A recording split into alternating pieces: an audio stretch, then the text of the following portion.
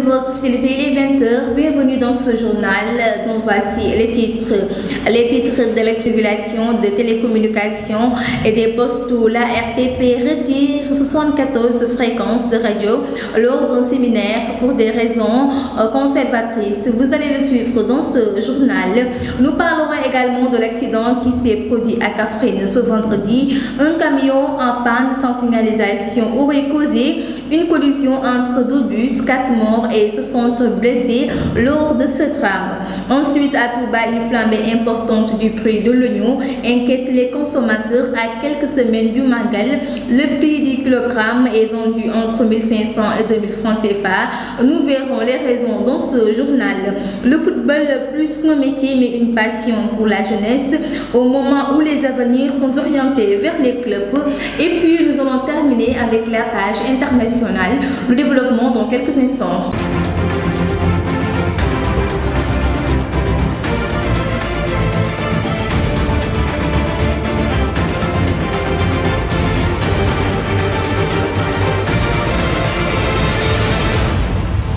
Bonsoir mesdames, messieurs, bienvenue à cette édition d'information que nous allons débuter avec un drame. 4 morts et 60 blessés, c'est le bilan macabre de l'accident qui s'est produit à Kaffrine ce vendredi. Un bus appelé communément Waraba en partance pour Dakar et un autre qui roulait au sens inverse sont entrés en collision.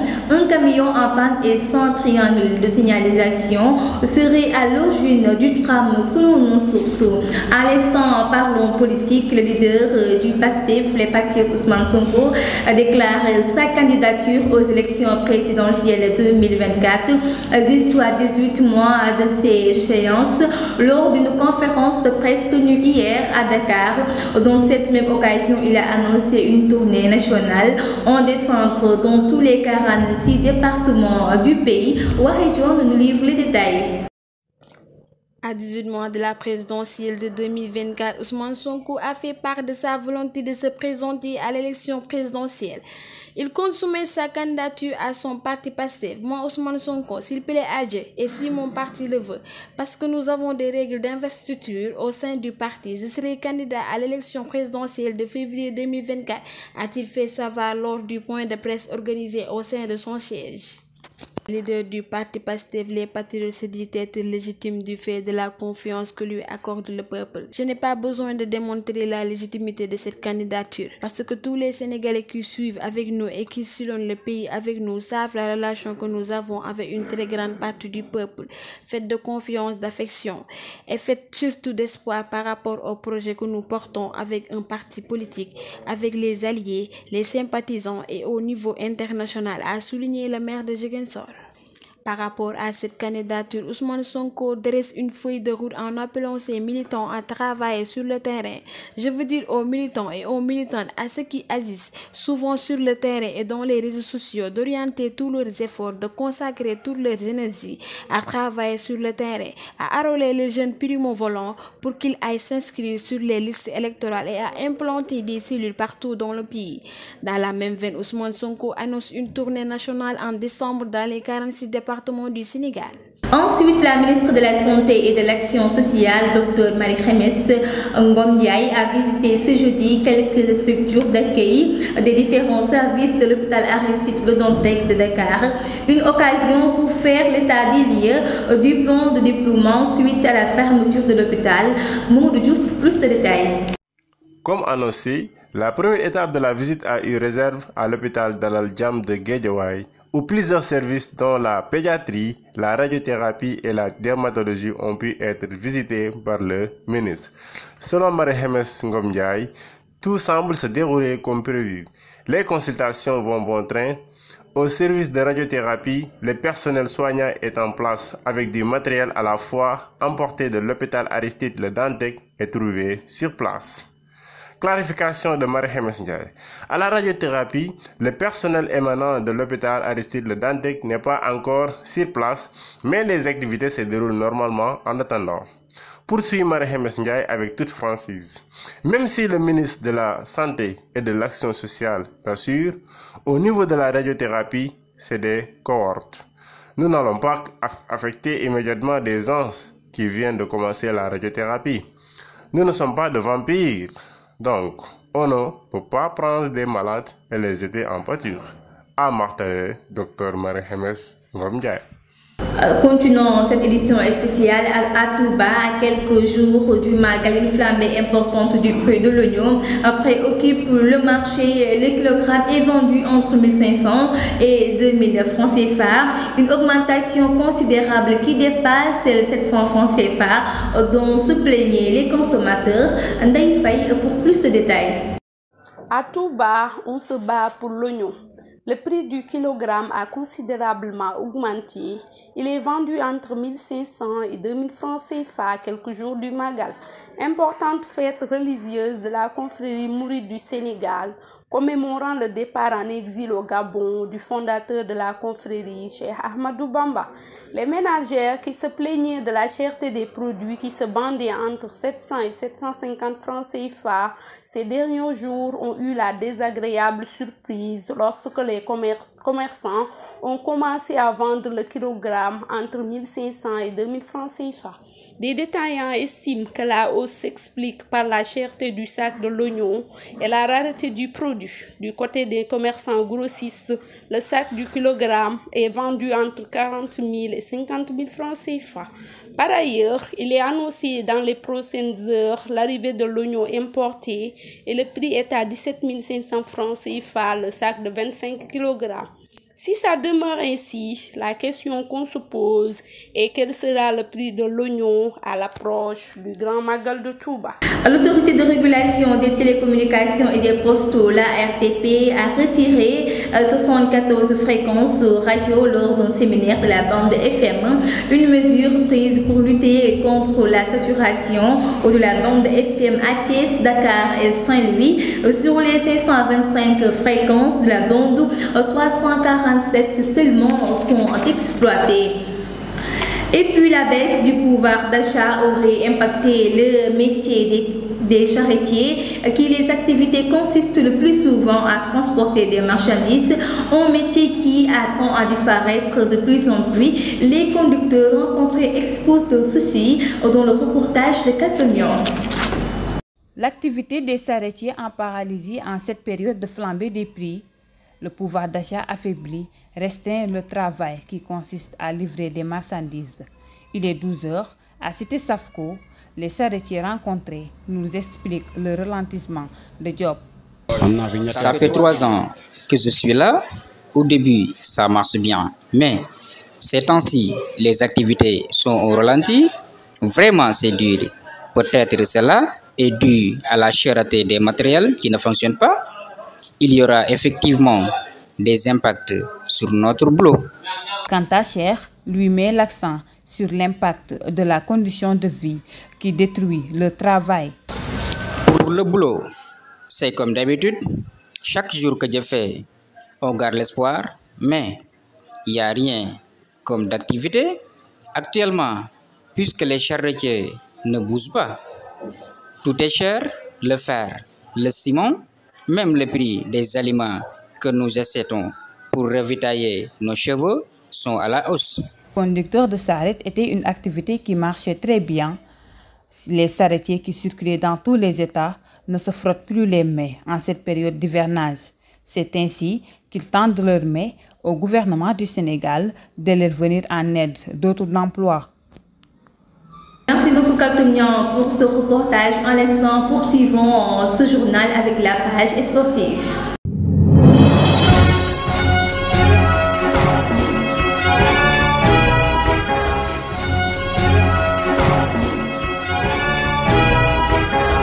Éliminatoire CAN U20 la Confédération africaine de football a procédé jeudi au tirage au sort des éliminatoires de la Coupe d'Afrique des Nations U23 qui permettra de désigner les 3 représentants africains aux Jeux Olympiques de Paris 2024. Le Sénégal excepté au premier tour, il va affronter au deuxième tour le vainqueur Burkina Faso et Gambie. Les rencontres du premier tour sont sont prévues dans la fourchette du 19 au 27 septembre 2022 et celle du deuxième tour du 21 au 30 octobre 2022. Toujours pour la page sportive, le football plus qu'une passion chez les jeunes, il est considéré aujourd'hui comme un domaine où la réussite et le succès accueillent à bras ouverts, raison pour laquelle beaucoup de jeunes se donnent corps et âme pour s'insérer dans le milieu. Reportage Serigne Fallou Seck. Le football est devenu l'un des métiers les plus suivis et la plus riche dans ce monde. Ainsi, la majeure partie des jeunes Sénégalais veulent une vie de star à tout prix. Ce jeune sportif du nom de Babacar expose ses rêves et ses ambitions du footballeur.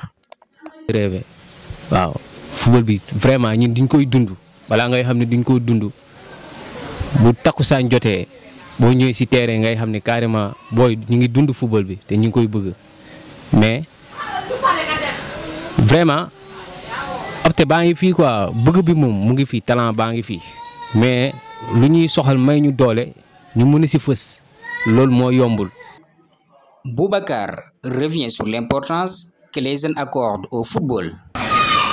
waaw loolu da ciy faral di am parce que day am yenn booy di ñuy dem bu benn moment football bi da leen di ëpp doole parce que bu ñëpp toogee di coow ci yow da nga mun football day dem bu benn moment yow da ngay xam ne carrément lu ngay def da nga koo mun kon da ngay mujjee fomm jàng bi nga concentré ci football bi loolu moo koy waral. Le football est devenu le champ de bataille pour réussir dans la vie. Des fois, il y a des jeunes qui n'intéressent plus à leurs études. Pour réussir les deux à la fois, les autorités administratives doivent implanter de nouveau le sport et l'étude. C'est un avantage pour les jeunes de demain.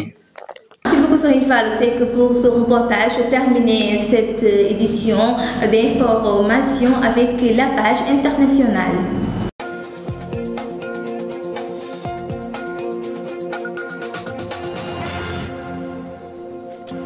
D'abord au Mali, dans le nord-ouest, la ville du Manako fait l'objet d'une pression de plus en plus forte de la part des terroristes du groupe État islamique. C'est le cas depuis le mois dernier dans toute la région située dans la zone des 3 frontières. Mais ces derniers jours, l'État s'est dangereusement réservé sur la ville elle-même jeudi 18 où un calme précaire régnait sur place, n'est-ce pas Maguette Ndiaye? Au Mali, la présence des terroristes n'a pas encore fini de faire son pesant d'or. Dans le nord-est du pays, la ville de Manéka est devenue la cible prioritaire des terroristes. La dite ville fait l'objet d'une pression de plus en plus forte de la part des terroristes du groupe État islamique. Le 12 août, 20 civils étaient tués.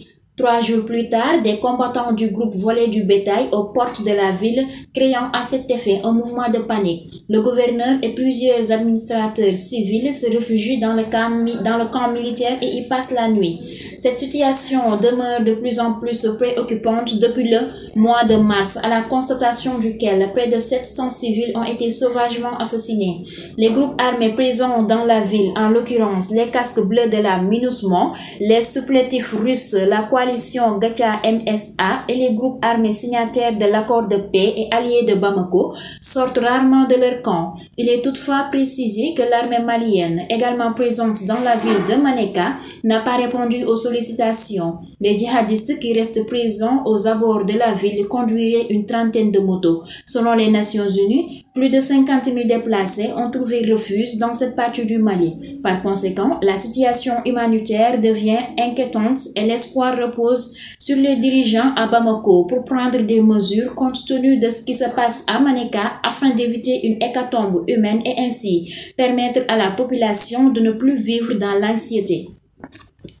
Merci beaucoup Maguette Ndiaye pour ces explications. Toujours pour la page internationale, au Royaume-Uni, le réseau de transport public de Londres était pratiquement paralysé vendredi 19 août 2022 en raison d'un appel à la grève à l'appui des revendications portant sur les salaires et les conditions de travail.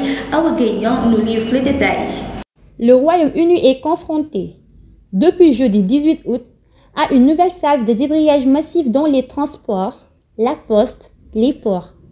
Il s'agit du plus gros mouvement de grève depuis des décennies qui se poursuit depuis le début de l'été face à l'inflation qui dévore le pouvoir d'achat des Britanniques. En pleine vacances scolaires, seul un train sur 5 circulait jeudi dans le pays. Des dizaines de milliers d'employés du rail étaient appelés à cesser le travail par les syndicats RMT et TSA et Unite. Network Rail, le gestionnaire public du réseau, incitait les usagers à éviter ce mode de transport. Les passagers qui bravaient l'injonction étaient pourtant compréhensifs, alors que les hausses de prix généralisées, qui ont dépassé 10% le mois dernier outre-Manche pour la première fois en plus de 40 ans, dévalorisent les salaires des Britanniques. Le plus gros mouvement de grève du rail depuis 1989, à la fin des années Thatcher, pourrait se poursuivre indéfiniment, prévient le secrétaire général du RMT, Mike Lunch. Les débrayages des cheminots se poursuivront par épisode depuis juin, faute d'accord salarial. Le ministre des Transports, Grant Shapps, qui a refusé de s'impliquer directement dans les discussions, est pointé du doigt par les organisations, accusées de ne pas donner de mandat suffisant aux entreprises pour négocier. Autre motif de colère syndicale. Le gouvernement vient de modifier la loi afin de permettre le recours à des intérimaires pour remplacer les grévistes. Et enfin, pour la page internationale, conflit en Ukraine, des opérations se poursuivent en Crimée. Sur le territoire russe, des villages ont été évacués près de Novgorod en début de nuit suite à l'explosion d'un dépôt de munitions. Des villages qui se situent à environ 60 km de la frontière. Voilà, ceci met fin à cette édition d'information. Merci de nous avoir suivis, mesdames et messieurs. Excellente soirée à tous et à tous.